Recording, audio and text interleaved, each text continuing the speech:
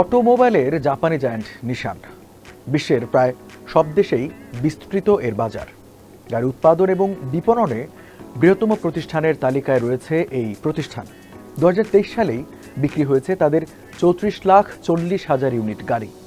কিন্তু এই নিশানই নাকি আর থাকছে না। এই অবাক করা তথ্য ছড়িয়ে পড়ছে একাধিক আন্তর্জাতিক সংবাদ মাধ্যমের প্রতিবেদনে। 2025 সালের শেষ পর্যন্ত নিশান টিকে থাকবে কি না তা নিয়ে সন্দেহ দেখা দিয়েছে। আসলে কি হচ্ছে? বহুল পরিচিত নিশান কি অটোমোবাইল বাজার থেকে ছিটকে পড়ছে, নাকি স্বেচ্ছায় প্রতিযোগিতা থেকে নিজেরাই সরে যাচ্ছে? দ্য ফিনান্সিয়াল টাইমস, বিবিসি সহ একাধিক সংবাদ মাধ্যমের প্রতিবেদনে জানানো হয়েছে, চরম অর্থ সংকটে রয়েছে নিশান। মুমূর্ষু অবস্থায় চলছে জাপানের প্রতিষ্ঠানটি। 2025 সালের ডিসেম্বরের মধ্যে বড় ধসের সংখ্যায় আছেন নিশানের কর্মীরা।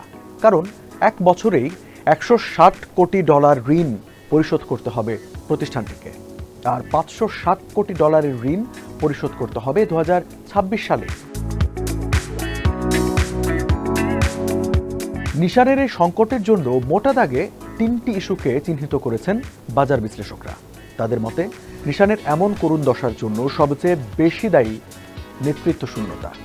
এর সঙ্গে রয়েছে প্রযুক্তি সংযোজনে ধীরগতি এবং বৃহত্তম বিনিয়োগকারী হারানো।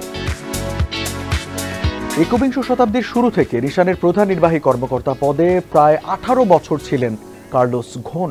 কিন্তু কোম্পানির তহবিলে অনিয়মের দায়ে 2018 সালে গ্রেপ্তারি পরোয়ানা জারির পর পালিয়ে যান তিনি। এতে প্রতিষ্ঠান পরিচালনায় দক্ষ লোকের সংকটে পড়ে নিশান। বিশ্বব্যাপী হাইব্রিড এবং শতভাগ বৈদ্যুতিক গাড়ির চাহিদা বাড়তে থাকলেও এই খাতে খুব একটা মনোযোগী নয় নিশান।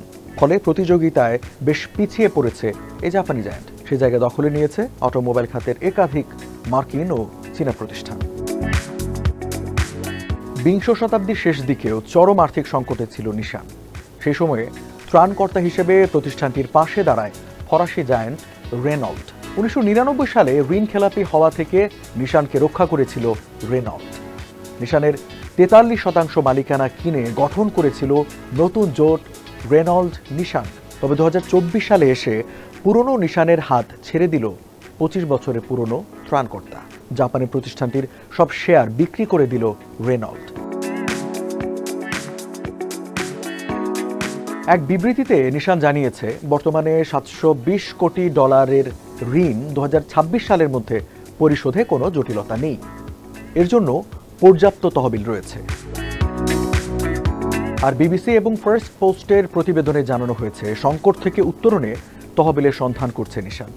এর পরিপ্রেক্ষিতে অটোমোবাইল খাতের আরেক জাপানি প্রতিষ্ঠান হোন্ডার সঙ্গে একীভূত হওয়ার পরিকল্পনা তাদের। এই বিষয়ে শিগগিরই আলোচনার ইঙ্গিত দিয়েছে দুই প্রতিষ্ঠানের ঊর্ধ্বতন কর্তৃপক্ষ। তবে চূড়ান্ত সিদ্ধান্তের জন্য আরও সময় প্রয়োজন বলে মনে করেন তারা। 2024 সালের মার্চে বৈদ্যুতিক গাড়ি উৎপাদনে কৌশলগত অংশীদারিত্বের বিষয়ে একমত হয়েছিল হোন্ডা ও নিশান। এরপর ব্যাটারি ও অন্যান্য প্রযুক্তির উন্নয়নে আগস্টে একটি চুক্তি করে দুই প্রতিষ্ঠান। সেই অংশীদারিত্বের পরিকল্পনায় নিশানের জন্য ত্রাণকর্তা হচ্ছে বলে মনে করেন বাজার বিশ্লেষকরা। জাপানি অনলাইন ট্রেডিং প্ল্যাটফর্ম মোনেক্স গ্রুপের এক্সপার্ট ডিরেক্টর জেসপার কোল বলেন, একীভূত হওয়ার মাধ্যমে প্রতিষ্ঠানগুলো প্রতিযোগিতায় টিকে থাকতে চায়। এটি হয়তো একটি ভালো উদ্যোগ। জাপানের দ্বিতীয় এবং তৃতীয় বৃহত্তম অটোমোবাইল জায়ান্ট হোন্ডা ও নিশান, এই দুই প্রতিষ্ঠানের একীভূত পরিকল্পনার বাস্তবায়ন মোটেও সহজ হচ্ছে না। দেশটিতে তীব্র রাজনৈতিক সমালোচনার মুখে পড়তে পারে এই চুক্তি। অন্যদিকে দুই প্রতিষ্ঠানের কর্মীরাই রয়েছেন কাজ হারানোর শঙ্কায়। আবারও একীভূতকরণ আলোচনা শুরুর ইঙ্গিত দেওয়ার পরেই টোকিও স্টক এক্সচেঞ্জে নিশানের শেয়ার মূল্য বেড়েছে অন্তত 20%। যদিও কিছুটা কমেছে হোন্ডার শেয়ার দর। এই দরপতন খুব বেশি সময় স্থায়ী হবে না বলে জানান অর্থনীতি বিশ্লেষকরা। তাদের মতে এই দুই অটোমোবাইল জায়ান্ট একসঙ্গে কাজ করলে দারুণ কিছু আসতে পারে। বাজার দখলে ভূমিকা রাখবে পণ্যের মান উন্নয়নে তাদের যৌথ গবেষণা। এর মাধ্যমে বিক্রি বৃদ্ধির পাশাপাশি হোন্ডা ও নিশানের শেয়ার দর ঊর্ধ্বমুখী হতে পারে।